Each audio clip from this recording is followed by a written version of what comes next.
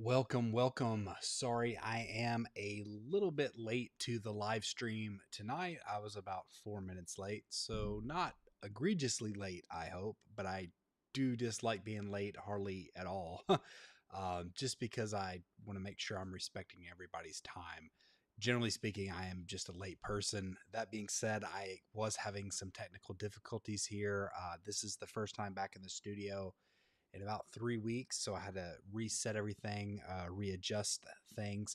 That being said, let me know how my audio is doing. Let me know how the lighting and everything works. It's maybe a little too late to fix the lighting for today. Um, Today we have some pretty interesting subjects I'm going to go over. The way this show generally works is I wait a few minutes, letting people hopefully they start to flood in, and we try to keep this fairly open form. You can send in comments whenever you would like, but I do have some main topics that I kind of set aside. We'll go into those a bit later just because I hope more people will be here to listen. But if they're not, that's okay. Generally speaking, I would sometimes I don't get to do it, but I would like to be able to clip out some of the sections and just release those throughout the week as individual videos. But here is the live form setup, so you are able to send in your comments, send in your questions. If you're here and you're watching, hit that like button, get this out to more people. It kind of gets that algorithm pumping up, so we can kind of send this out to more people, and then that way we get a better, more back and forth engaging conversation. Uh, so a couple of the main topics that we're going to go over, we're going to talk about this new Canon EOS R5C firmware update. I'm not going to go into too much detail about it, but it looks like there was a bit of a bug that happened with the major 1.0.41. So now they have 1.0.51. So we'll talk a little bit about that, but that's not really a full-on main topic.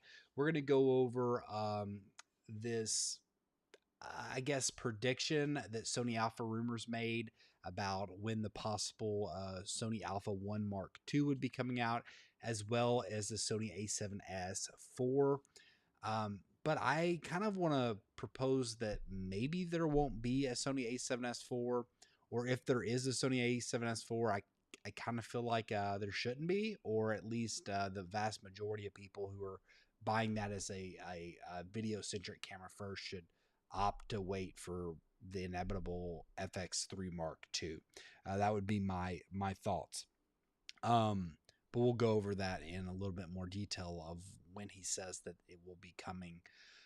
And then I guess I will say the main event is about this supposed more specs, or at least a trusted source of Andre from Sony Alpha Rumors talking about the upcoming A6700, which is a very it's a very anticipated camera. It's been long overdue for a lot of APS-C shooters, and supposedly it has some pretty clear advantage over the Fujifilm X-T5. So I think some of it is kind of like a no-duh situation. At the same time, I think it's still interesting to go over, and some of the things actually are surprising. But I'll go over that again, like I said, later on in the stream. If you're here and you're watching and you're able, drop in the comment section and we'll get a conversation going. If not, some of the first things I like to do is I like to I have the different websites pulled up: the Canon Rumors, Sony Alpha Rumors, Nikon, Fujifilm, Mirrorless Rumors, and I kind of just like to refresh it because sometimes we get lucky and there's actually a news story that just broke and I'm able to break it right here on air. That doesn't sound right, does it? I'm able to break it live. But yeah, we'll go over that as well. Let me quickly go over to the comment section and see if anybody is here and drop in some comments. Not as of yet. That's okay. I started late, and sometimes people come in, sometimes they don't. I took last week off. The week prior, I was doing it in an apartment that we were renting out. It's like basically a hotel room, but we did it like a condo, and the quality was just fairly poor, I will say, and I didn't like that my mic wasn't working properly, or I didn't have this mic. I was hoping that the Sony mic would allow me to run it live, but I couldn't figure that out. So this mic wasn't there. I was just using it off of the iPhone or the computer mic, and it just wasn't. It was very poor quality. But there was some pretty decent news stories to go over, so I went over those news stories. Even though, at least the technical quality wasn't there, but I was hoping the content was there. The following week, last week, there was very little updates as far as camera news goes. So I just said, well, hey, I don't want to get on here and ramble at bad quality and not have significant content. So I took that week off, but I'm back here in the studio. We do have hopefully better quality, as well as we have some more news stories that have built up. So yeah. Okay. We got a few people here in the chat. Colonial Angus says howdy. Well, howdy, welcome. Are you from the South? I'm from Nashville, so that's fairly south. DC Taylor 46 said, what do you think about the Blackmagic I mount, or is that L mount rumors? So I haven't went super deep into that. I saw one YouTube video that was saying something about a Blackmagic camera getting autofocus and stuff, but I did not watch that video. So maybe you can kind of educate me on what this could possibly mean. I think if it is the I mount, I mean, it looks like you spelled I instead of L, or unless that's a lowercase L, it's possible. But I'm guessing the L mount alliance is what you're talking about. If so, that's very interesting, especially considering that, Panasonic, you have Leica there. They have a lot of, especially Leica has very high end lenses in that mount that are very good for cinema cameras, or at least higher end video cameras. So to get a Blackmagic camera in that range, like maybe it's a Blackmagic 8K, a Pocket 8K, maybe they'll do something like that. Blackmagic Raw 8K with some cinema lenses. I think that could be super cool if the interface makes sense, if it has autofocus, because I think that's been a killer of it in the past, as it's just a manual focus camera, which is fine if you're a 5-year-old camera. No, I'm just kidding. It was ahead of its time in some ways, but the usability wasn't there to make it mainstream in my mind. It was definitely a good camera for the people who really knew how to use it, but I think there was a lot of cameras that did not have near the spec sheet that did way better, just because of the usability standpoint. So yeah, that's interesting. I would like to get more information about it. Yeah. So BC Taylor 46 said he meant to say L mount. If there is an L mount alliance camera, that's really good. If I'm not mistaken, it had the EF mount in the past. So the EF mount is a fairly older mount. It's not really a mirrorless mount. So I think it contributed to it being slightly bigger, because the way the glass set up, it had an extending out, where with the newer mirrorless glass, you're able to bring that in slightly. It kind of makes sense that they would go with the L mount, the RF mount. I could see them. I don't know. I think it was maybe between the RF and the L mount. It makes sense to me why they went with the L mount. They're, like I said, the Leica lenses are pretty spectacular. In a way, I would have loved to see the E mount, just because of all the amazing glass that is in the E mount, as far as third party support goes. But if it wasn't the E mount, then I would say that makes a lot of sense for them as well. The EF mount's great, but I think the EF mount has a lot. It has some really good video lenses that do both, but I still think it is a primarily stills setup. So I don't think they filled out that line enough with the more cinema. I say cinema lenses, but not necessarily like a cinema lens, but more video centric lenses. So yeah. So Lawrence Hilmer, I might be mispronouncing everybody's name. Sorry. He says A6700 real bro. Apparently it is real, bro. Apparently it's a real camera that is supposedly being announced fairly shortly, according to Sony Alpha Rumors. Now, Sony Alpha Rumors has been very hit and miss in the past, but I will say, I feel like over the last year or two, they've been maybe like a they've definitely been more accurate, especially when they're making more bold predictions or making more authoritative predictions. They have been better about being very transparent. That hey, look, this is a wild rumor. I have no, uh, exactly understanding if this is real, but that was a way of them getting more content and building speculation, or just enjoying a conversation. But when it comes to like, hey, this is what I've seen or heard about from a reliable source, over the last year they've been much better. I will say they did really good, or Andre has done really well with those ZVE1 cameras, and even the different ZVE, whatever it is, Mark ZV Mark II. So I mean, he's done better as far as that goes. He was, I think, spot on with pretty much everything he was saying about the Sony A7R5. And again, when I say spot on, I mean that he was spot on as it got closer to the release, and as it got, not only did it get closer to the release, but he got more reliable sources. So some people kind of give him flack because he'll say things. He is reporting wild rumors, but he's been pretty good about about clarifying these are wild rumors. And then when he gets closer to the time of the release, um, he gives his opinion, or he gives his information that he has out, and as of late, it's been fairly reliable. So we can infer from that, or if we can infer from that, onto the A6700. Apparently, this is a camera that's coming out fairly soon, or will be announced fairly soon. I think the announcement date was, or at least it was, I believe it is July 12th is when he's predicting, and a shipment date will be sometime in August. So if that's the case, that's super cool, super close. Um, I suspect that it'll be somewhere around there.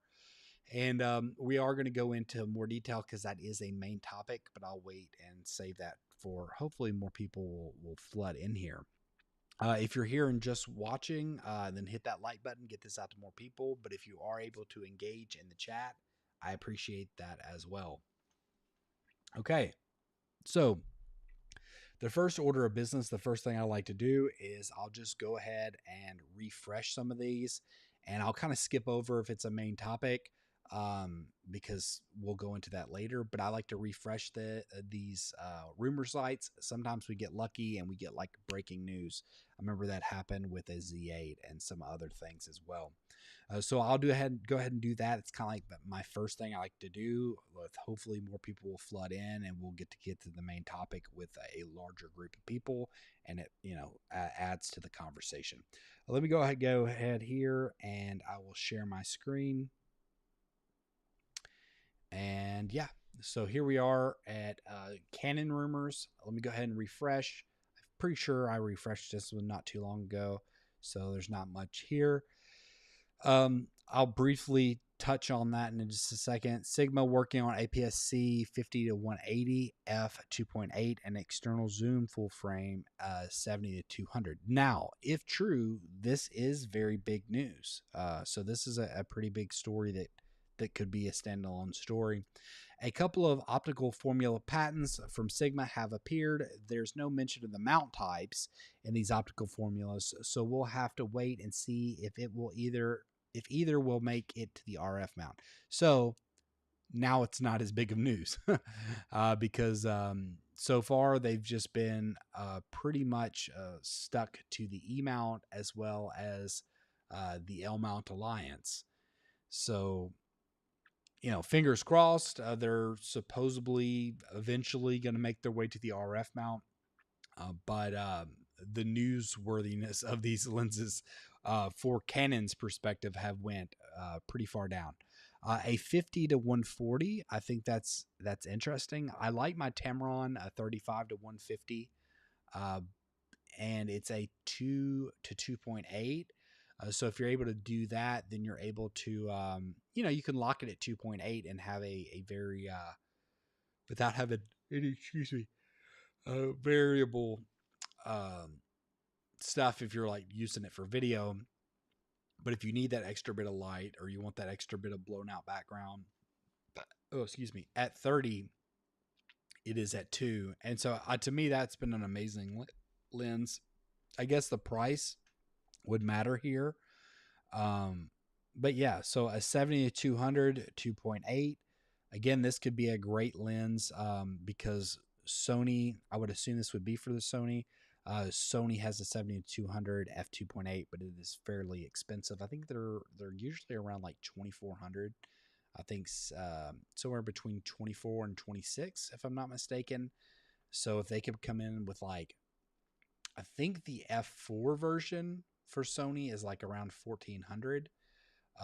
Everything's messed around with inflation. I'm talking US numbers. So if they could come in here somewhere around like 16 to 1,800 with a 2.8, I think that will be a viable option when it compares to Sony.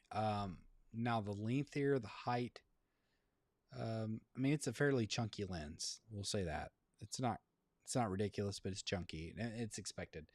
I still would prefer. I personally prefer my 35 to 150. I just think that's perfect.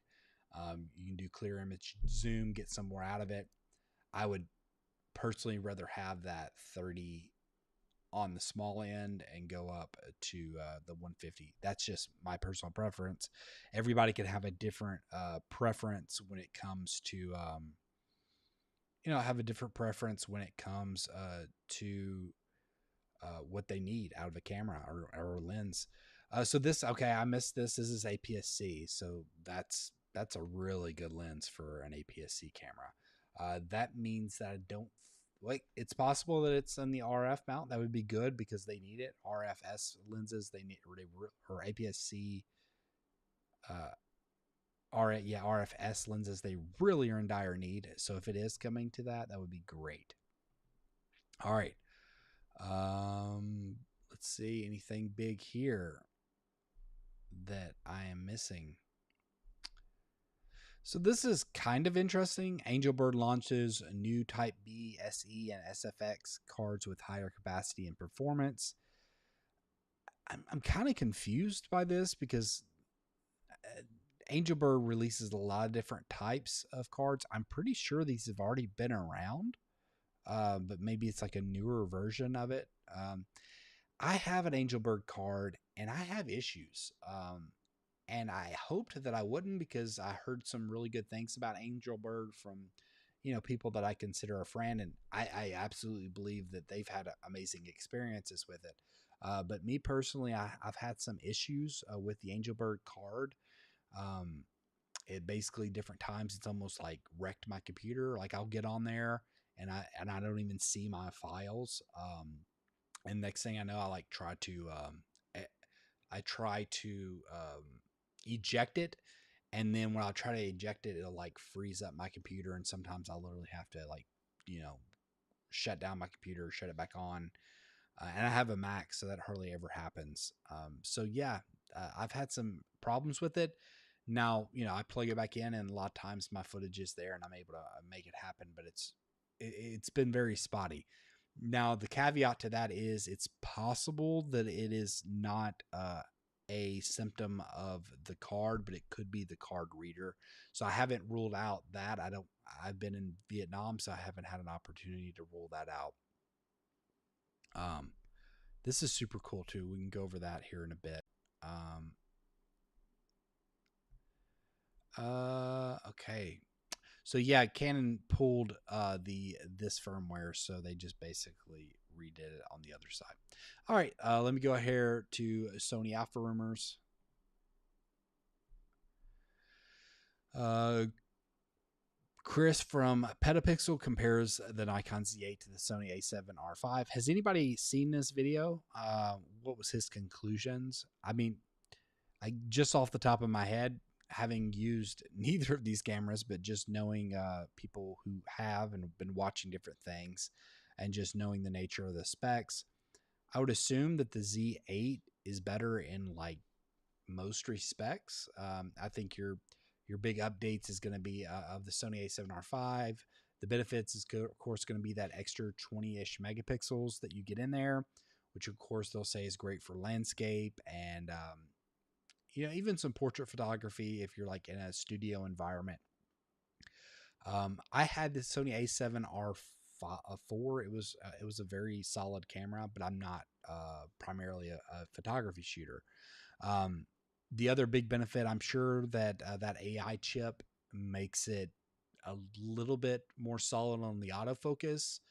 Um, but that being said, if I had to guess how this showdown went, the Z8 is way faster. 45 megapixels is really enough for the vast majority of people. It has a I'm sorry, it's like 12 something here. So sometimes my brain works, sometimes it doesn't. But it has a stack sensor, so it's going to be way faster, way less banding. Um, the A7R5, it's just a slower camera. You get crazy banding, so it's just yeah.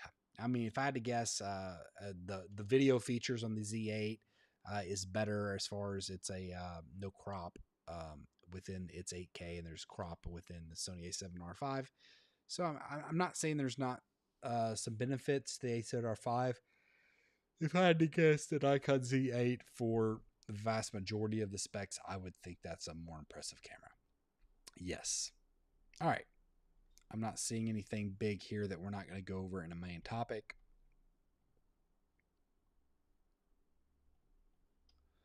Got a Nikon 35 1.2 lens mentioned. So that's a nice lens. Depending on the weight, that would be super cool if that's a thing. You got an 85 1.2. Did I know Canon has the 85 1.2, but do they have a 35 1.2 as well? I don't know. Just food for thought. So yeah, this is just some fairly basic standard stuff. I don't really expect to hear much out of Nikon coming up here because overall, they just released the Nikon Z8. I still think that there's a bit of a shortage in parts. So I don't know what they could announce next. I know what they should, or at least in my mind, announce next is like a Nikon Z6 Mark III.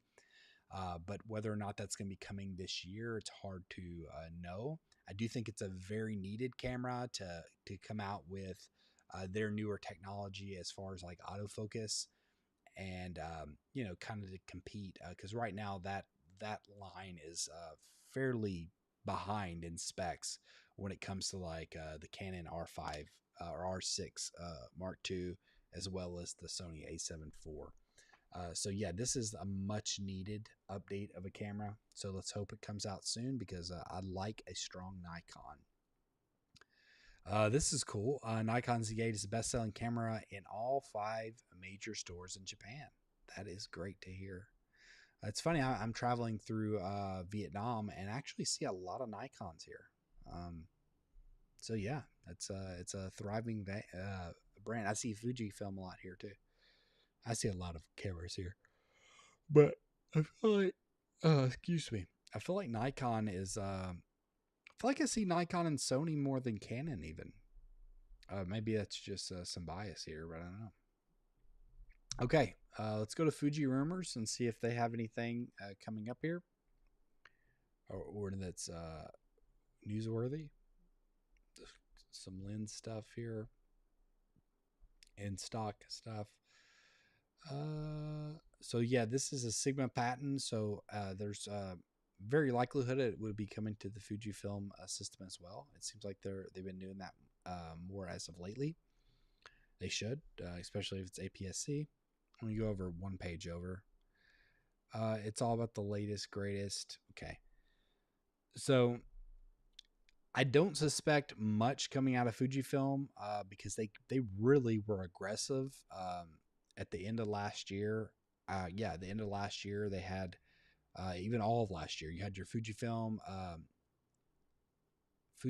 X-H2S, Fujifilm X-H2, and then the X-T5, all of which were really well and really good cameras in their category. So it's hard to see what Fuji will be doing next. We have heard about a high-end, like almost semi-sports level camera, like a fast camera in the medium format range, which I'm here for it. I think that that's super cool if they can really pull off something that maybe it won't be equivalent quite to like flagships from Nikon, Canon, and Sony when it comes to like sports. But if you can get up there pretty fast um, and have it medium format, I think that would be great. I'd be interested in seeing what happens with it. Yeah. All right. Move over to the last one and we'll take your comments and then we might go over to some of the main topics. Again, these are all okay. So yeah, we're going to go over that's the main topic, but it is July 12th. Okay, this is one that I was unaware of, but it looks like this is one thing that I was asked about, so let's go ahead and read it up on it. Not related to the Sony, but instead the recent story you published regarding Blackmagic joint L mount is true. And as a result, the upcoming Pocket camera revision will be much smaller than current versions. Awesome. Still housing a large rear touchscreen screens. Still great. Super cool. I think that was a tilt down screen. I would like to see if it was a flip over screen. That would be great. But thinner and boxier with cageless mount ports like found in the FX3 and FX30, and red camera bodies. That's super dope. I'm here for it if they have a good grip with it as well. So like literally like the FX3. Sensor is still Super 35, not as losing a little interest. 6K provided by CMOSs. Okay. But there are full frame bodies planned apparently since the FX3 and FX30 launch. Both Blackmagic and Panasonic have seen a sharp downturn in sales, and both are looking to expand their share of the prosumer cinema market. The new 6K will be smaller than the G2, but larger than the FX3, similar to a Sony body in terms of visual design, but all black. No IBIS, but improved version of the gyro stabilization. Shoot 6K up to 75 frames per second. Interesting. 4K 140. Again, interesting. Especially if it's downsampled from 6K. And the OLED screen and CF Express Type B support. So, interesting. I think that's a cool camera. I will be interested to see what is said about it. To be real, there's parts of me that think about switching to Panasonic now that they're getting their Phase Detect underway.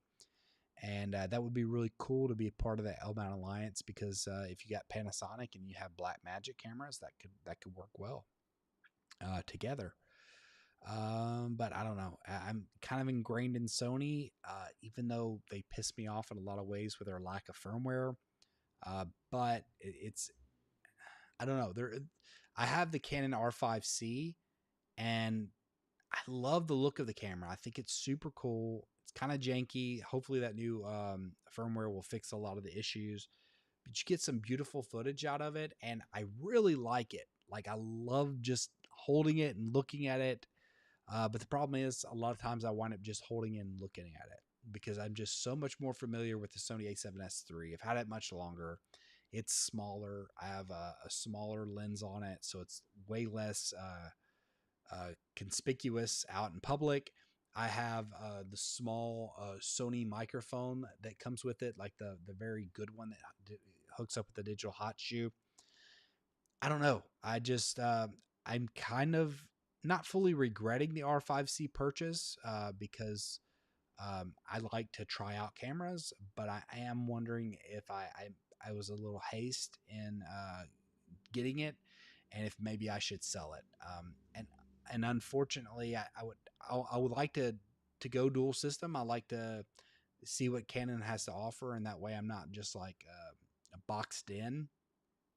That being said, I can, if I sold that camera, I can see getting like a FX3, and then I have two cameras, the A7S III and the FX3. I could, basically have one lens that sits on one and one lens that sits on the other. I can match them very appropriately. I don't know. It's kind of a hard thing not to want, and it would really help my workflow. So we'll see. I don't know where I'm going to go with it. I kind of would like to wait to see if there's like an FX3 Mark II before making any real decisions, because I could see, even though they're pissing me off, I might would just do that. I hate to do it, but at the same time, in a practical sense, with the travel videos I've been making, I just like having a smaller footprint. I like having something I can pull out and know right away. I've even been tempted with the ZV1 or ZV, whatever it's called. Yeah, the ZV-E1, like getting rid of that and then getting the ZV-E1 and having just that small setup. I mean, that would be almost perfect for me. And I'm really tempted because it's way cheaper. I could sell my R5C, have some money in my pocket, and get that ZV-E1. It would be so much smaller. I could use it for 90% of my shots, and then have the A7S III if I really needed it. The only downside is I wouldn't have near as much of a photography first camera, but most of the time I really only need photography for thumbnails at this point.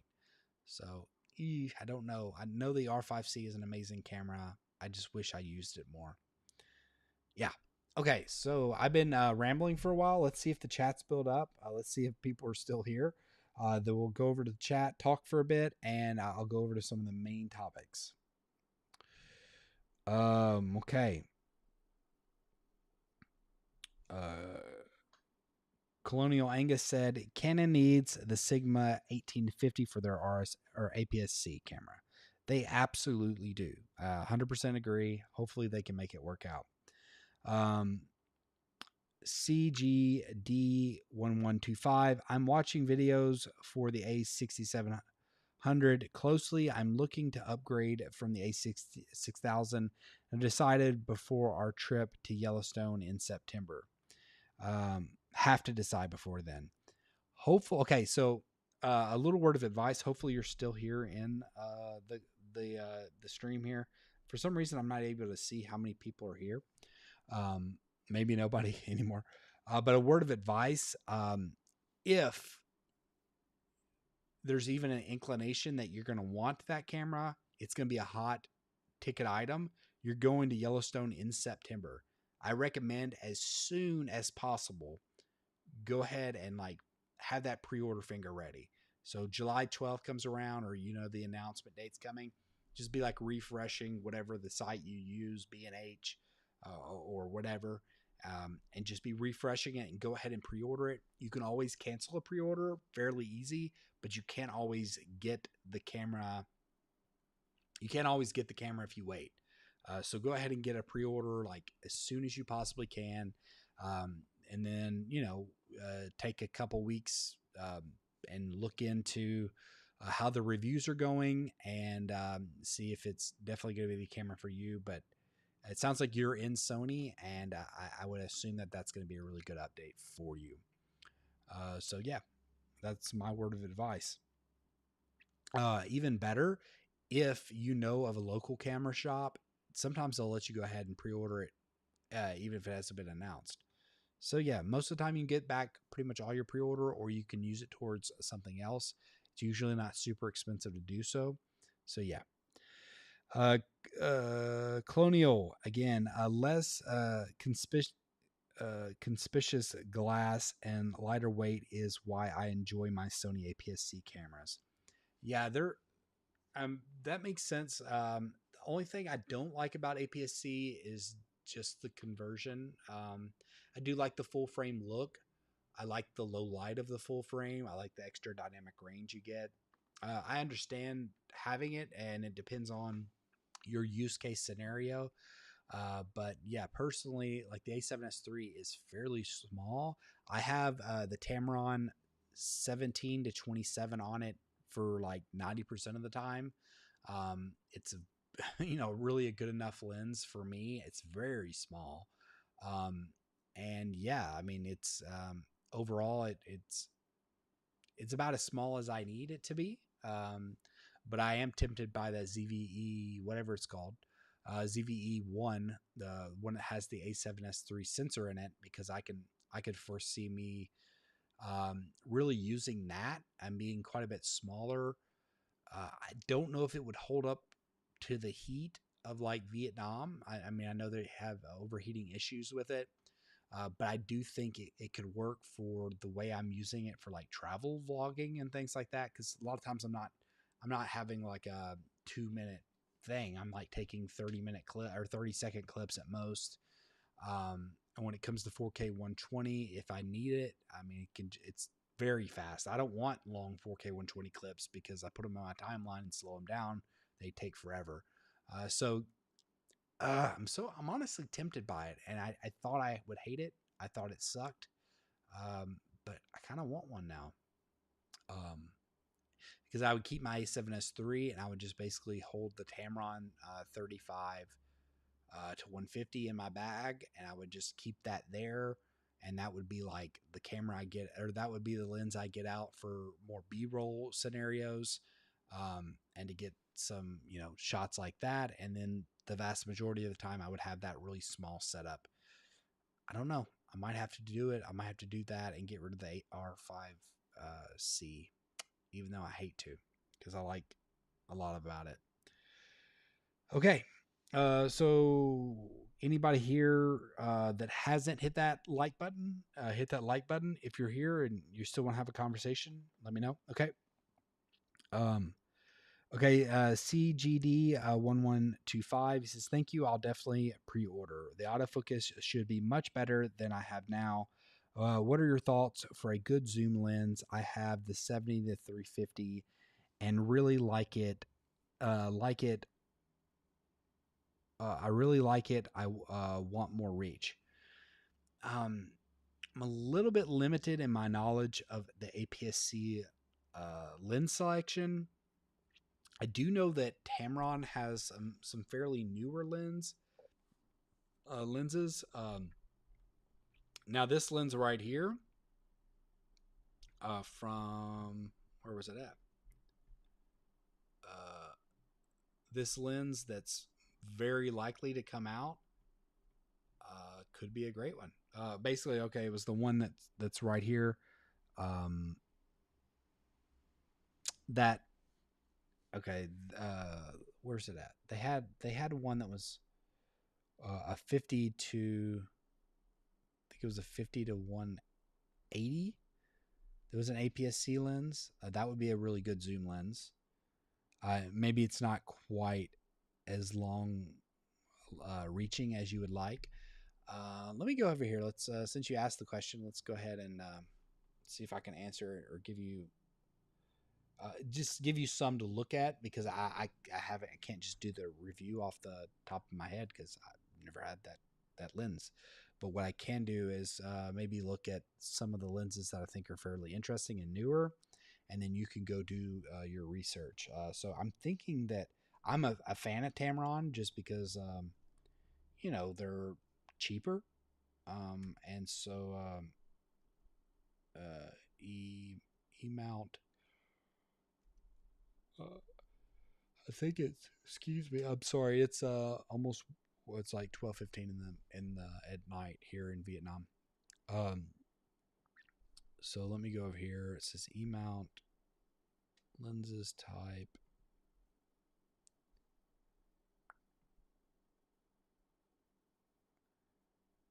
Okay, APS-C lenses. Pretty sure these are fairly new. I remember they just recently came out with some. Now I would, I would look at it as far as I would look at it as far as a so you say you want more reach, you really like it, you want more reach. So unfortunately, there's not anything from Tamron that is giving me you more reach. Let's see what Sigma has to offer really quick. I mean, obviously we can go to Sony, but I don't know if there's really been much of an update to Sony's lens mount. So it's the E mount APS-C.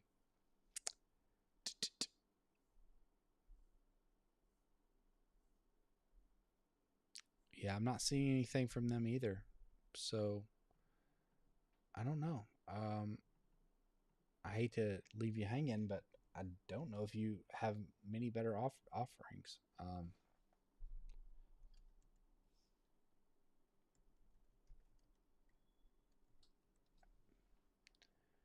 Let's see.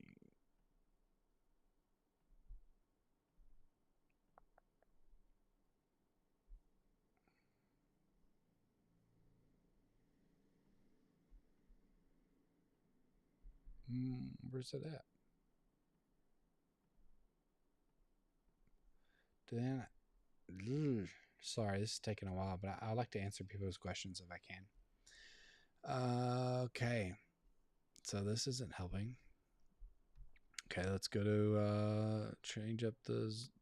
So we're going zoom lenses. That breaks things down a little bit. What do we got? So this is what you have, I'm assuming. The 70 to 350, 4.5 to 6.3. You know, it's not near the low light that you got now. But yeah, I mean, it's still good. You have your, is that optical image stabilization? So that's good. I don't see much that's competing with it. I mean, you get an extra stop of light here at the bottom or close to it, but you're losing some of that range. So yeah, I'm honestly not seeing something with too much more reach.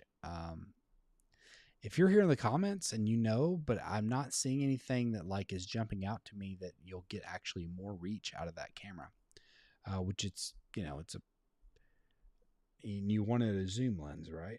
Yeah.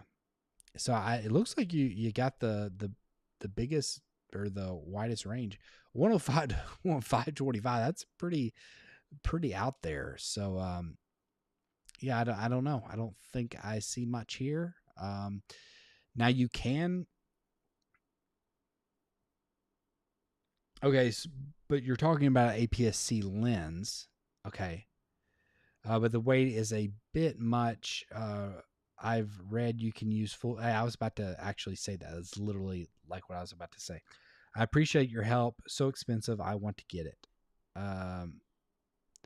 So yeah, you can do that. You can go to full frame, and it is going to be heavier.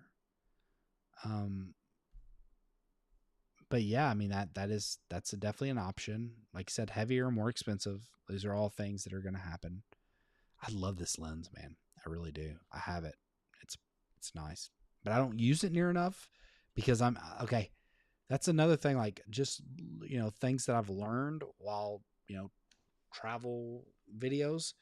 You're in locations. A lot of times, wide is your most important, obviously, just because a lot of times you're seeing you want to show a building or whatever, you want to show it in a spectacular light, but you also want to be able to get some interesting up close shots, some walking shots, just change up the look. And this lens is pretty much perfect.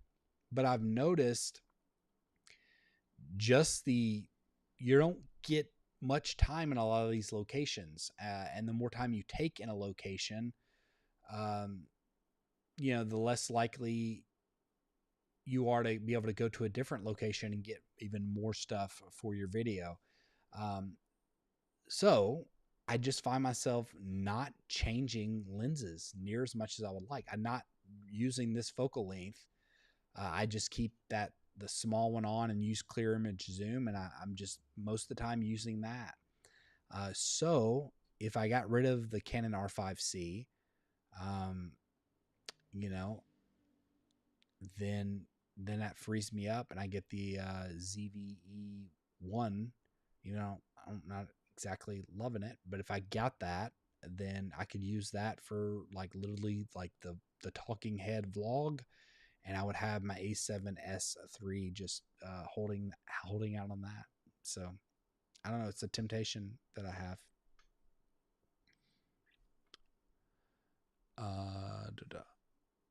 So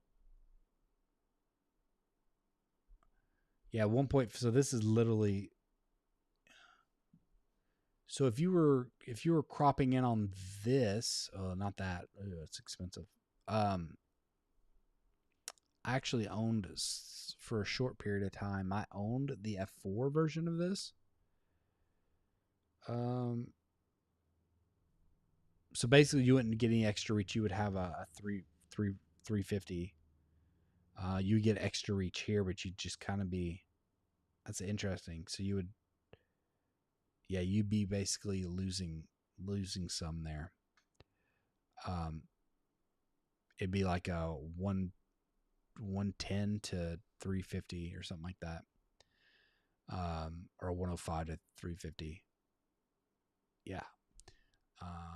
Well, I don't know, 110. Yeah, 110 to 350. So that, I think that would be where you're at on that. So, or it might even be just a 300. So I'm sorry, my math is off right now. So that wouldn't be a good option. I'm sorry, I'm not saying this 2.8 version. I'm saying the F4 version, which is fairly light, actually.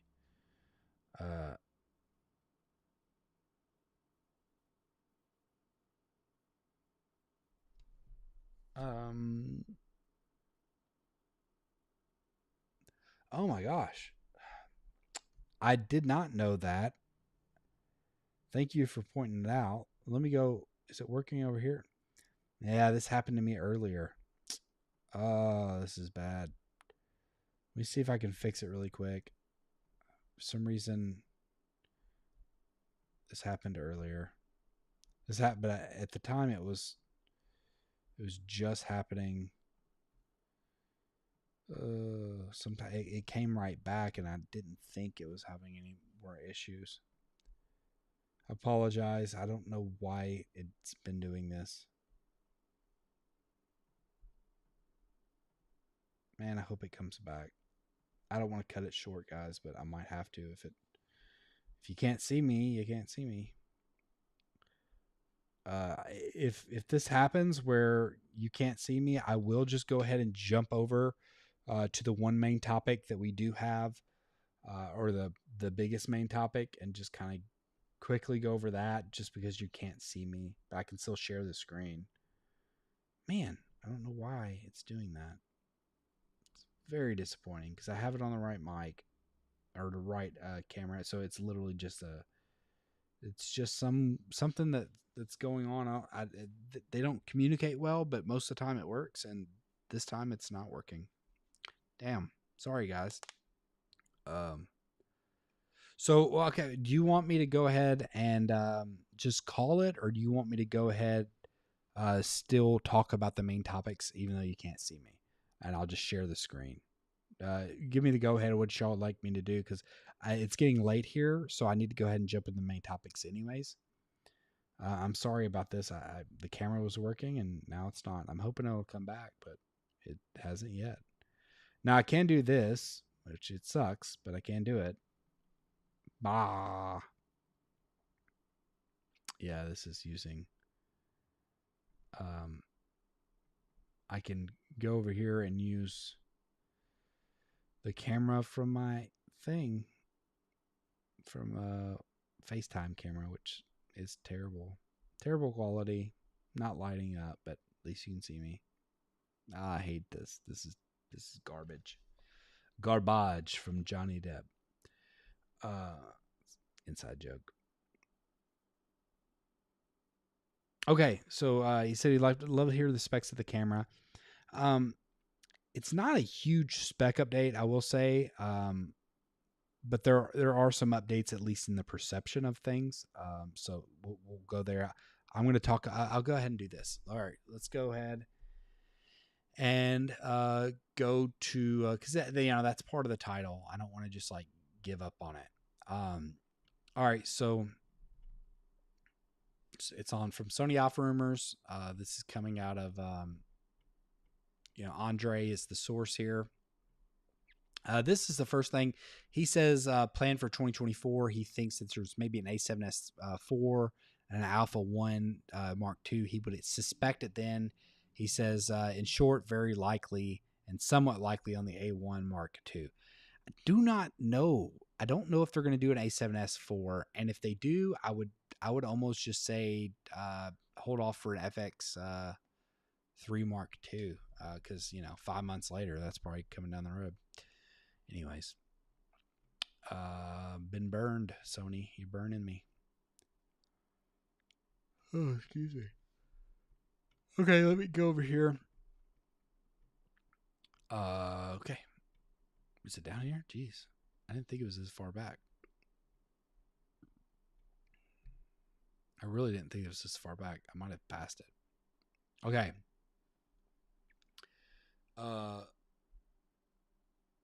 So let me click on here because maybe he gives the other leaked specs that we heard about. So he just talked about it here.